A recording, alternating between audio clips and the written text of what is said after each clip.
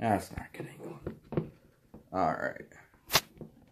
3, 2, 1. There we go. And crap.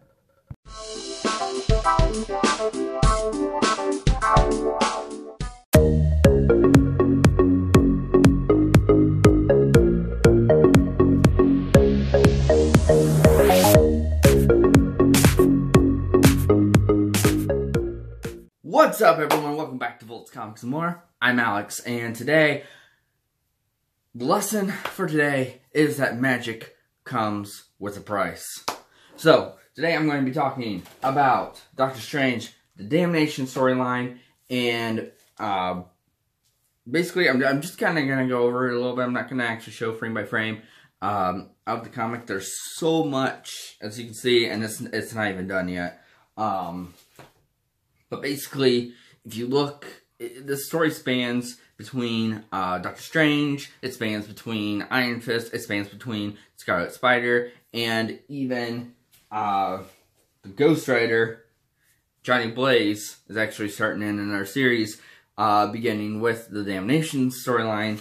But again, if you look in the fronts of the pages, it will actually tell you what time period all this stuff kind of like takes place. Like Iron Fist number 78 takes place before Damnation number 4. So this is kind of how I put together the timeline. Now when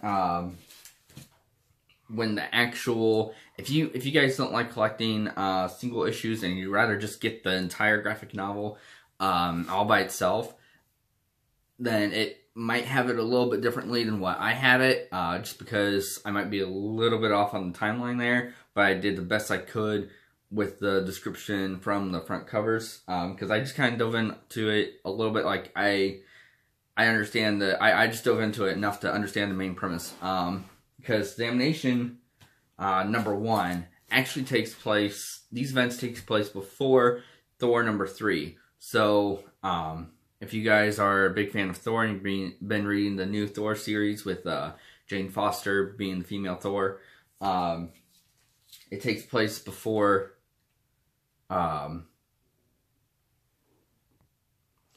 703. I think I just said number 3 before, but it's actually 703 because it's part of the Legacy series. So this one takes place before this one. So if you read 702 before you read Damnation, I would recommend it. That's pretty much what I did. There really wasn't anything about Damnation in 702, so if you're kind of thinking that it applies to that, it really doesn't. I have a feeling that it applies more to the storyline of the death of the Mighty Thor for the Legacy storyline. So I kind of feel like that's what they're saying, because something's going to happen in number 703 to where in Damnation number 1, she's still alive, you know, and in 703 that might be her death. So I don't know, I'm just speculating because I haven't actually gotten to that part yet. Yeah, so moving on. Damnation.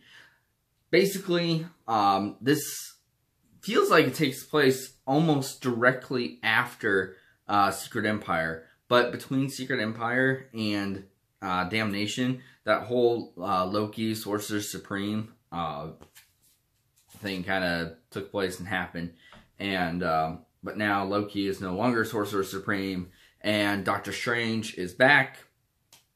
And he's more powerful than he ever was before, especially since the Empirical attack and the earlier, newer Doctor Strange series. So he's coming back, and he's basically resurrecting Vegas and everything else back up from the dead. But here's the thing, though: when he resurrected Vegas, he also resurrected the people in Vegas. So he's not really just raising the city back up to give people homes again. He's actually raising the living dead.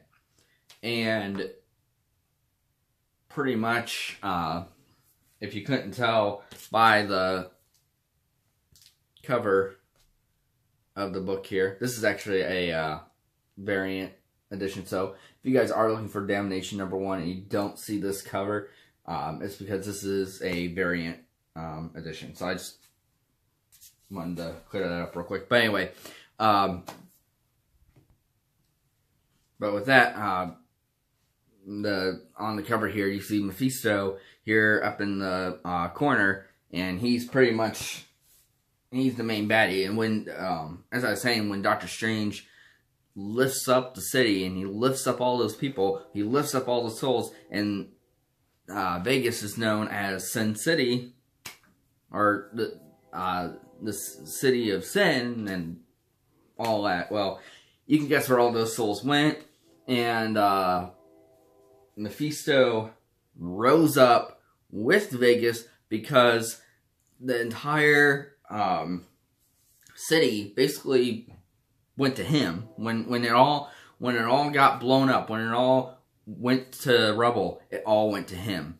And he started opening up. I mean, he enjoyed it. He enjoyed the new comings, the new games, the new lights, the new excitement, and all that, because he was bored with what he was doing, basically. I mean, I guess if you do it for a few thousand years, to say the least. But he made his own tower, and by making his own tower, he also made his own, he has his own system of doing things.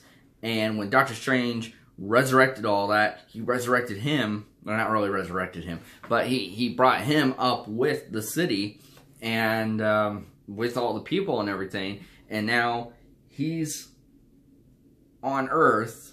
Mephisto is on Earth, and he is collecting new souls.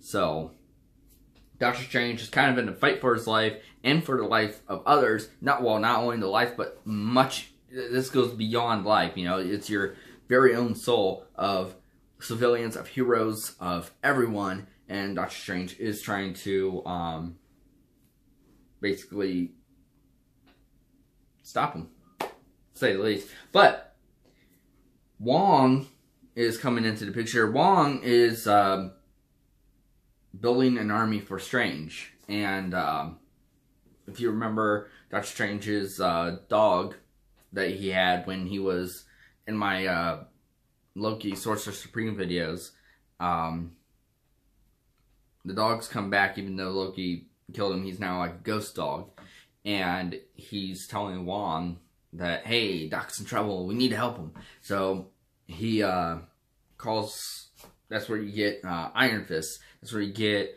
Johnny Blaze, Ghost Rider, you get Scarlet Spider. Also coming to the aid was Moon Knight, and I'm just gonna end up showing you anyway. You got Blade, Moon Knight, Dr. Voodoo, Man-Thing.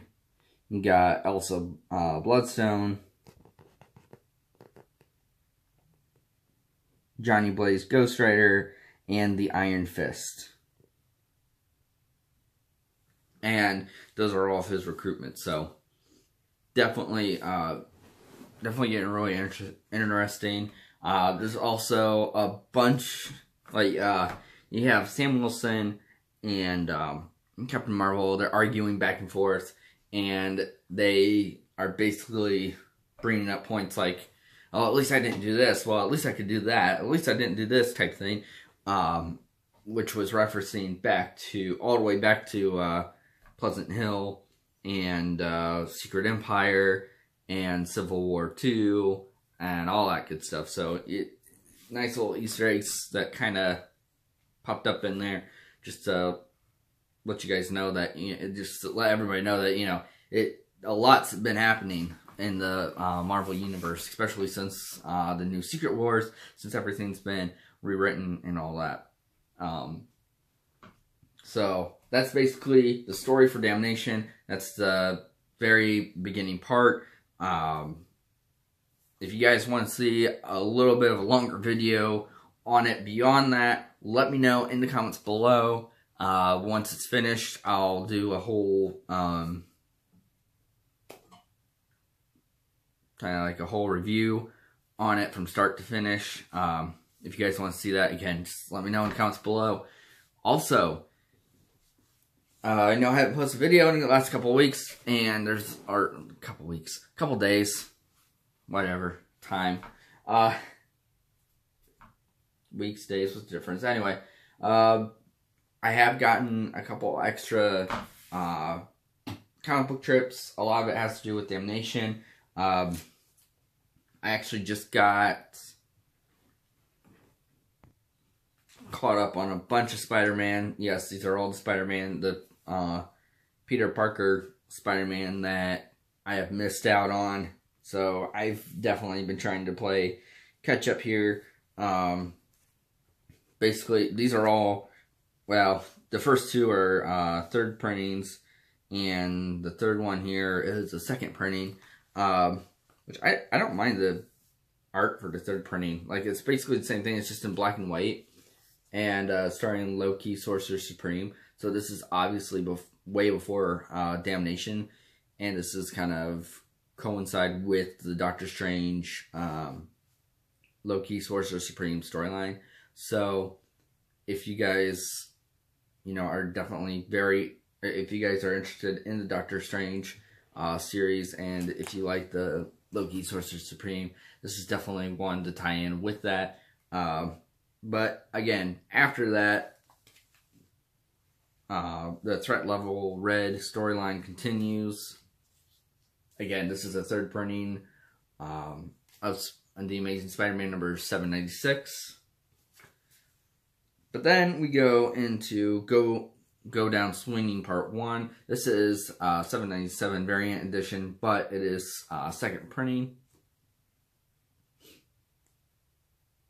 And then I completed it with Part 2 and Part 3 of Go Down Swinging, which is actually also featuring the Red Goblin for the Part 3.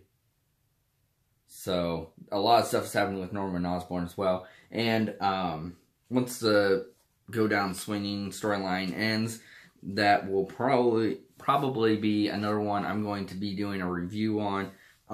Just because it's another really big milestone for Spider-Man and for the Marvel Universe in and of itself, because Norman Osborn is definitely a big character, especially if you're involved in the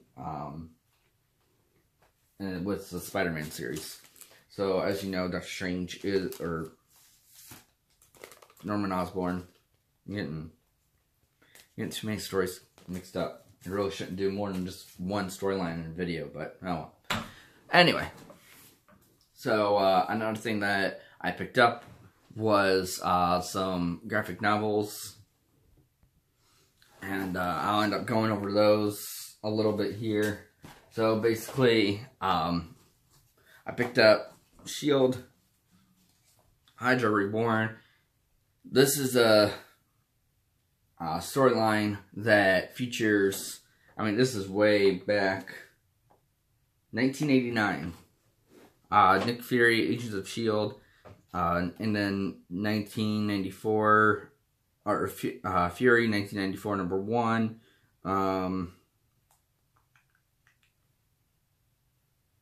And that was, because the 1989, it was number 36 through 47.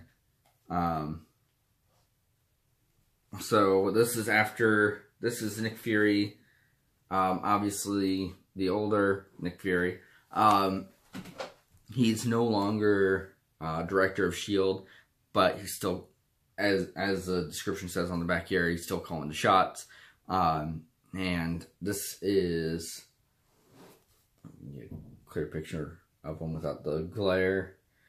But this is Baron Strucker. He is coming back, or well,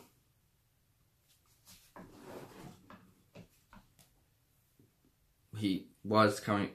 I don't know. I'm kind of getting a little time displaced here because if I say coming back, then this isn't any, like I said, this was back in 1989, so it's not like any brand new issues or anything like that. But he's rising up. There you go. He's rising up with Hydra, and they're attacking Shield, and basically it's just basically your classic Agents of Shield versus Hydra type storyline. And just to give you some of the artwork that was done for it. And that's Agent Fury there. He also has a run-in with Captain America, so very classic Shield type storyline there. Also, as I've mentioned before, I do have a couple other Shield books, like the beginning of Shield with Jack Kirby and Stan Lee writing them. So if you guys ever want me to do like a detail, I'll probably end up doing a storyline at some point in time for Shield itself, and just kind of like a little bit of the history of Shield. Actually, there's even a book that I have over there called Secret History of Shield, so probably end up going through that a little bit. But anyway, so that was one of the books I got. Another book that I got, which I'll probably end up going over a little bit before the Phoenix movie comes out for X-Men. But this is the Uncanny X-Men Dark Phoenix Saga. This is a little bit more, I believe this is kind of what the movie is going to be portraying. There's so many Phoenix stories that they can kind of adapt from. And I'm sure once like more information about the movie comes out, the more information we'll get about like what comics it's portraying. And speaking of X-Men, so I'll definitely be doing a X-Men video featuring the Phoenix and kind of like the then and now sort of thing. So like I said, that's going to get a little bit more towards the Phoenix movie.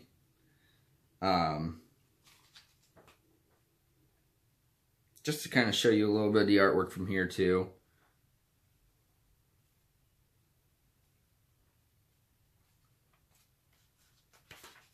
Here we go. Sorry.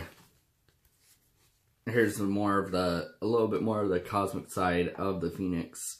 Because, Jean Grey isn't actually, like, the Phoenix, Jean Grey is more of a host. Kind of like Eddie Brock is for Venom, but the Phoenix isn't like a symbiote or anything like that. The Phoenix is a cosmic being that can choose its own host. And a lot of things lately in the newer comics have actually been dealing with the Phoenix, such as Thanos and his son, Thane. The Phoenix has come back for Jean Grey, like the younger Jean Grey and the older Jean Grey have come back, stuff like that. And the new Thor has recently fought the Phoenix, and I feel like I'm missing something. I can't think of it right off the top of my head. But anyway, the Phoenix has been everywhere lately, so definitely a lot of stuff to kind of work on from that storyline as the Phoenix movie approaches. But next, I got the Inhumans, the origin of the Inhumans by Stan Lee and Jack Kirby. This is a very, very classic. These are like all the classics of the Inhumans from their start with the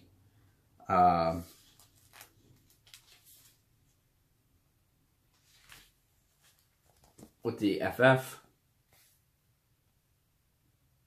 and from their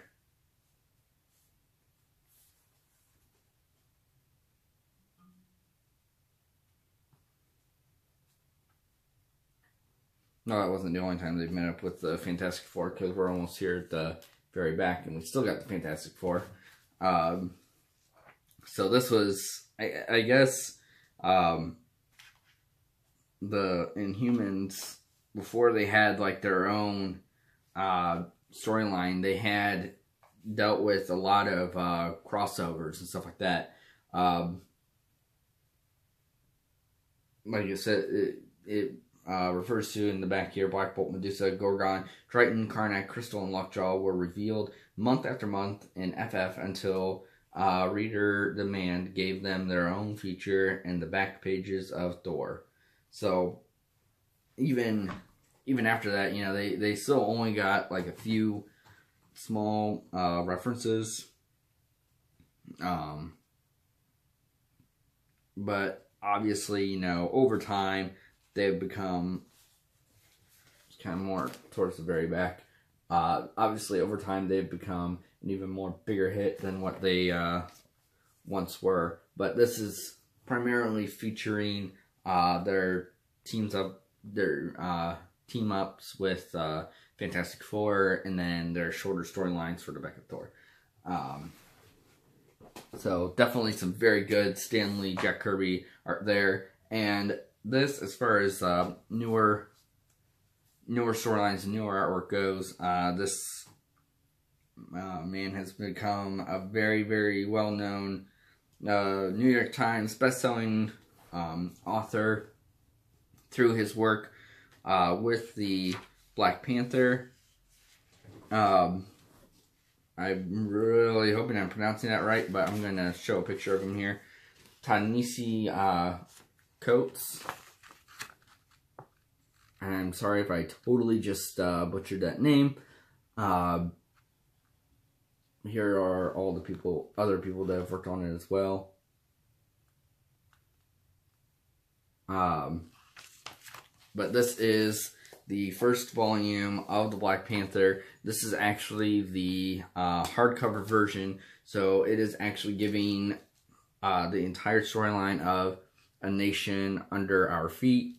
Basically, this is featuring the arrival of the Midnight Angels, I believe is what they're called. It's where they're first featured, and it's the very first Black Panther storyline to be featured since the whole Secret Wars, the newer Secret Wars started. And this was actually, it's a very political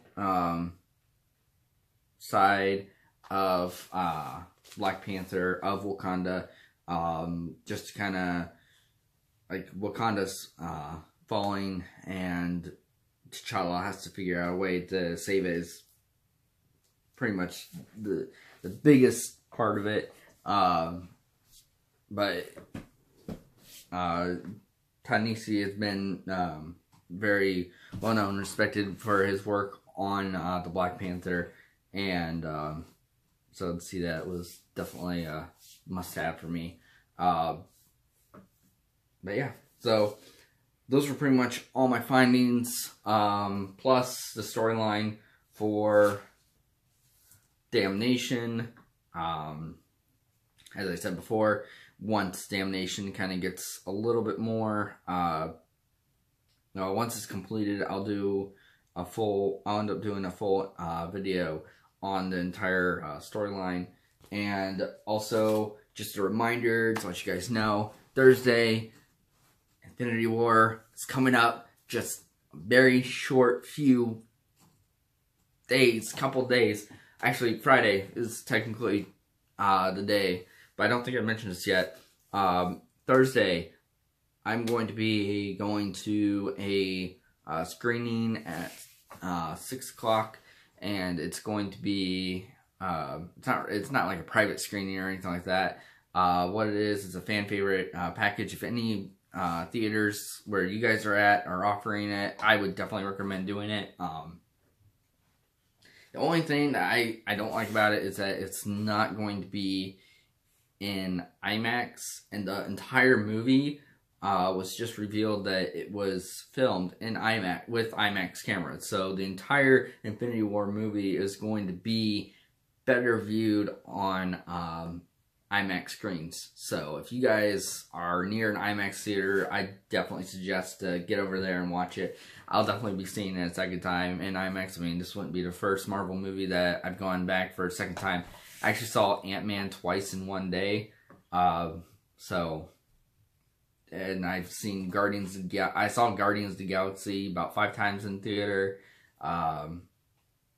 So yeah, just to name a couple. So this definitely would not be a first for me, but it's basically the fan package basically comes with, it's like $20, and it comes with a commemorative coin, which I'll show you guys, and it also comes with a large bag of, or a large thing of popcorn, and also if you guys are Cinemark, it's over at Cinemark Theaters, right? Download the Cinemark app to find it, and if you guys are, or if you guys already have the Cinemark app, and you guys are members, if anybody out there is a member for Cinemark, it also gives you some extra bonus points if you guys ever get into that and use those. There's really not a Cinemark near me. We're driving a little ways for it, but it's definitely going to be worth it.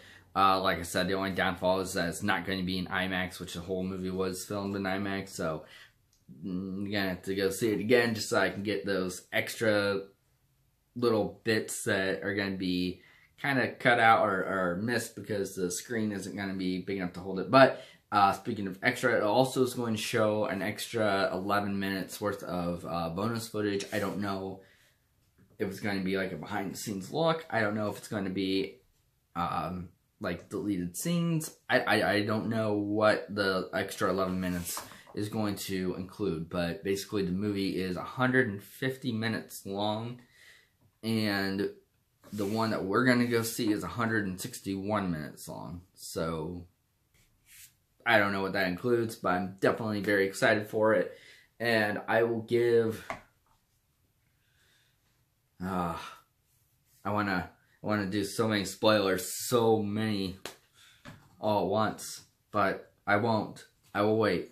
I'm going to vlog or I'm going to try to vlog the day of Infinity War. Obviously, I can't vlog inside the theater, but after that, like maybe a week, I don't want to wait that long, but maybe up to a week after that, I will end up doing a review just so I can make sure that you guys have seen it, and then I'll talk about it a little bit more. But anyway, that's all I got for today, guys. Oh, don't forget to check out the new Venom trailer that's just released. I guess it released a couple days ago. I'm just now getting it all over my Facebook and stuff. I don't know why it took that long. But Venom trailer, very, very awesome. Get a much better shot at Venom. As I said before, I'm going to be doing some Venom videos after Infinity War. So my whole page is going to be Venomized for that. So be sure to stay tuned for that, and I will see you guys next time.